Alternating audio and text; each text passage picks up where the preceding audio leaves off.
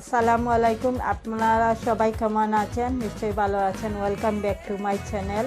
সবাইকে রমাদান মুবারক। আজকে আমি আপনাদের সামনে ছোলা যেটা ছানা ভাজি এবং ছানা বোনা রেসিপি নিয়ে হাজির হয়েছি। আশা করি ভিডিওটা আপনাদের ভালো লাগবে। ভালো লাগলে লাইক, কমেন্ট এবং ফ্রেন্ডসদেরকে শেয়ার করবেন।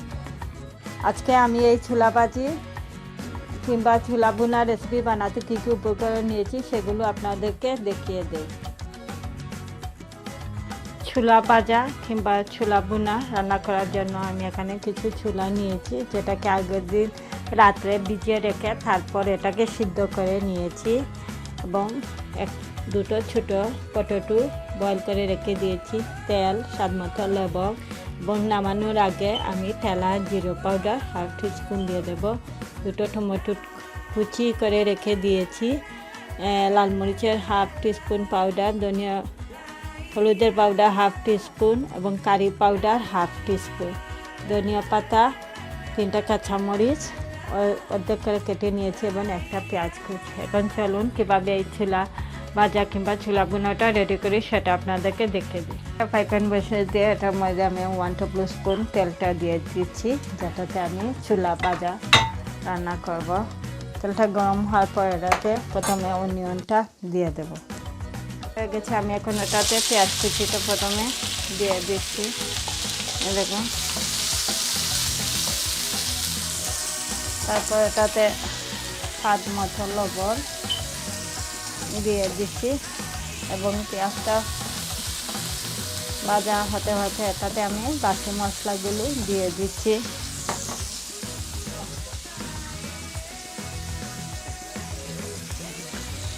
হাফ টিস্পুন হলুদের পাউডার,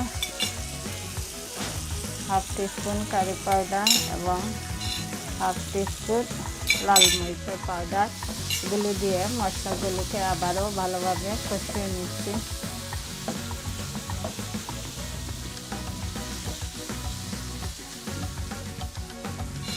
মশলাটা আমার কষানো হবে। কষানোর পর পেঁয়াজটার মধ্যে আমি এখন টমেটো কুচিটা দিয়ে দিচ্ছি। এই দেখুন, এবং টমেটোটা দেওয়ার পর এটা থেকে অল্প পানি বের হবে যাতে পেঁয়াজটা পুড়ে না যায়, এবং যে দুটো পটেটো আমি বয়েল করে রেখে দিয়েছিলাম সেটাও মিশিয়ে নিচ্ছি। মশলাটা খুব ভালোভাবে কষানোর জন্য এটাতে আমি অল্প একটু পানি এড করে নেব। এই দেখুন, তারপর এটাকে ঢাকনা দিয়ে রেখে দেবো এবং স্বাদ মতো লবণ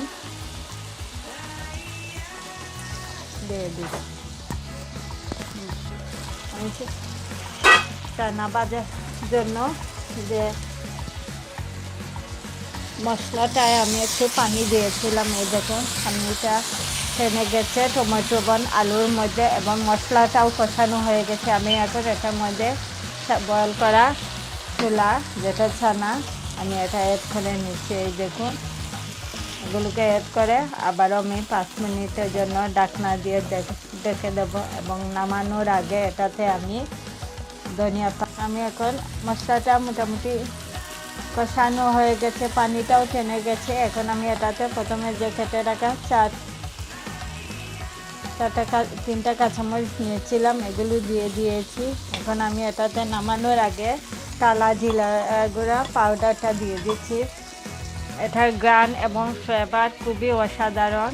বাসায় যদি করা থাকে তাহলে দিবেন, না দিলেও চলবে। হাফ টিস্পুনের মতো আমি টালা জিরা গুঁড়া পাউডারটা দিয়ে দিয়েছি গন্ধ হওয়ার জন্য। তারপর এগুলোকে আবারও আমি নেড়ে নিচ্ছি, নিয়ে তারপর এটাতে ধনিয়া পাতাটা অ্যাড করে নিচ্ছি। এই দেখুন,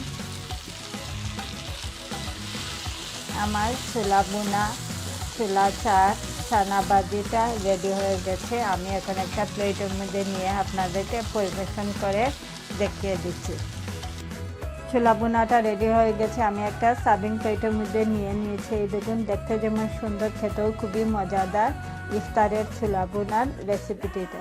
আশা করি আপনারা আমার ভিডিওটা দেখে বাসায় একবার ট্রাই করবেন, এবং যারা এখনও আমার চ্যানেলটাকে সাবস্ক্রাইব করেন নাই, নতুন নতুন ভিডিও দেখার জন্য নিশ্চয়ই সাবস্ক্রাইব করতে ভুলবেন না।